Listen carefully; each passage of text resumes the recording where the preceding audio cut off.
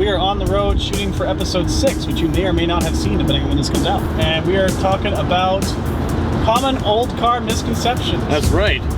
And one of them is that old cars are unreliable. Which is true. You think old cars are unreliable? No, I think it's true, it's misconception. Oh, okay. I've always thought that old cars suffer from the fact they have a 40-year ownership change, and it only takes one owner to fall back on the maintenance, and then they get a bad reputation. Yeah, that's right. Because this thing had been sitting, or this thing has been like in constant care since '66. I've got the original book for it, and it's been taken such good care of, and it's great. I mean, and then when the guy I bought it from let it sit for a little while, it started to show some problems, but now that we've got it back on the road, we've been driving this thing for like 3 hours today, and it's great. Well, I would also say that when you buy an old car, typically I call it a teething period. Like when you first buy the car, the first few weeks you own it are really just going to be spent fixing things the previous owner never did. Yeah. You know, stuff that should have been addressed, you know, a while ago, but that's the way it goes when it comes to budget price classic cars. Once you get those teething problems fixed, it pretty much runs as described. These old cars are such simple systems. That's right. You can fix anything on it. I mean, if we broke down right now, we've got pretty basic tools in the bag. It would be really easy to... There you go. Knock on wood. Anyway, what's another misconception about old cars? I think is that they get terrible gas mileage. That's true. Well, it's true, it's a misconception. This thing gets pretty good mileage. Actually, yeah, we did a little bit of a test a while ago when we drove this thing out to cottage country, and it actually gets about 20 miles per gallon highway. Just a little bit less, like 19 or so, but which is really great considering this thing has a 3-speed transmission, and it has... The frontal area of a large barn. Yeah, it's flat on the front, and it really has a giant engine. I mean, this is a 4.9 liter straight 6. That's a big engine. Like most cars that get good gas mileage, you're talking under 2 liters, under 3 liters. So that's pretty good for a car like this too. It's also heavy. This is a 3,600 pound car. That's true. Really, the only stuff that gets really bad gas mileage are your big blocks. Once you cross the border into the 400 cubic inch range, then you'll start to get some lower mileage. But for the most part, I mean, especially if you have little classic cars like the Datsun got like, what, 32 on the highway, something crazy? Yeah, in episode 2, it got like above 30, that's for sure. But then you also get cars that are high-strung, like the Corvette, where it gets 10 or 12 miles per gallon. But at the same time, you're not driving that car for the miles per gallon, are you? That's the caveat with a Corvette, is like, I don't really know what it would get, because I never hypermile it, because why would I? Who hypermiles that? Why would you do it? Exactly. For the most part, unless you have a big block engine above 400 cubic inches, or one that's really high-strung, like an 11-to-1 high-compression thing, you can probably expect, 12 to 16 miles per gallon out of your average budget V8. You took that corner fast. It was sharper than it. I think another thing to that point is that everybody thinks an old car is a high-strung, high-performance, super rare SS 427 Hemi, and they're not.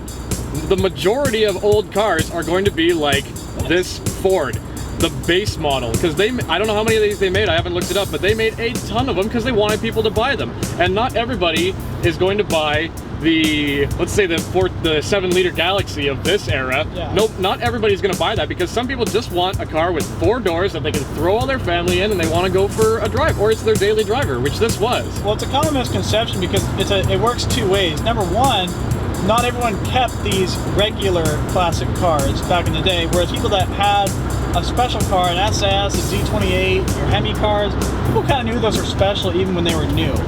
So they stuck around, whereas these things just kind of got junked. Or they use them for parts, or they hot rod them. They take something like this, and they'll take the straight 6 out of it, and they'll put in something like a 428, and they'll hot rod it. But yeah, the majority of old cars were kind of your average cars. Like the cars around you today, you're not surrounded by Lamborghinis and Corvette Z06s on the road. You're surrounded by Nissan Murano. The Nissan Murano. You are a Murano if you buy one.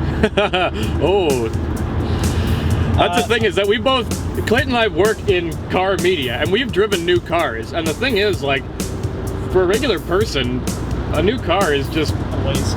Well, for us, it totally is, because this is luxury for us, and this has barely a stereo. It's true. New cars have so much stuff that you don't need, and I guess that's a misconception also, is that old cars are harder to drive, would you say?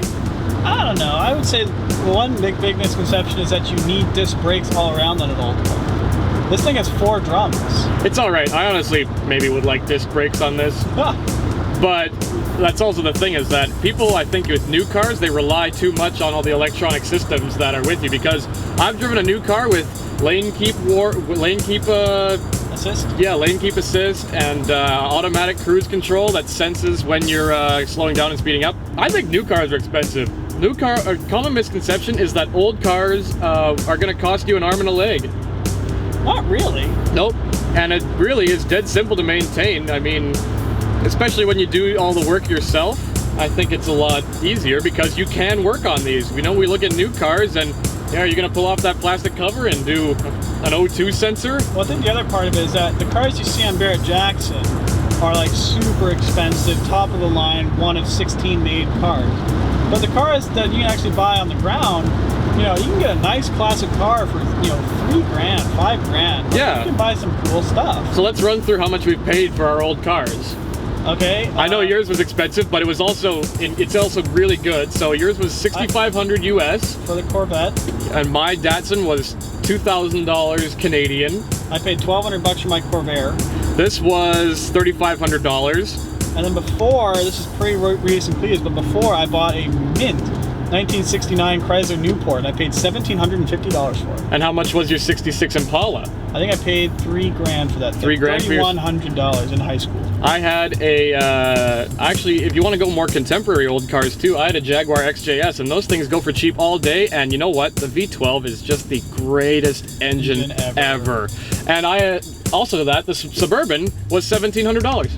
Yes. And much to my chagrin of that car, it was sold. It was, yeah. For how much? I sold it for $1,500, but I think I got $250 out of it because it took us all the way across Canada with really no issues. No complaints. Well, not no complaints, but no issues. Great transmission, that thing. Yeah, the transmission was beautiful. So, I think that's it for this weekly video. There's some misconceptions about old cars, so should you go out and buy one? Yes. You should go out and buy 10, actually. Because they're like $1. They're $1 for an old car. I'd buy that for $1. Okay, bye. I'd buy that for $1.